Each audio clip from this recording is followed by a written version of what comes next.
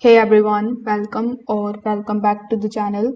In today's video, I'm going to show you how to reset your Binance 2FA with Google Authenticator in 2025.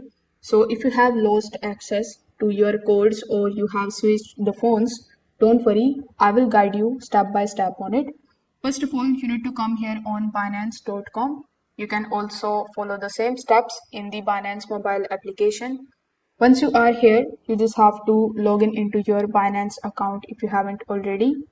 Over here, simply hover over to your profile icon, then click on the option of account.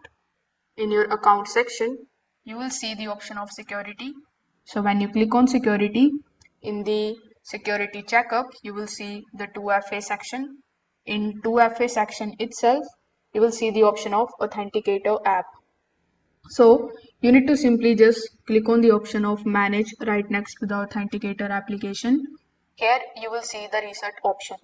So once you reset your Google Authenticator, you just have to start the process again in order to enable it again. So you need to click on the option of enable Google Authenticator. You need to verify your email address first, then launch your Google Authenticator application. And once it is launched successfully, click on the option of plus icon here.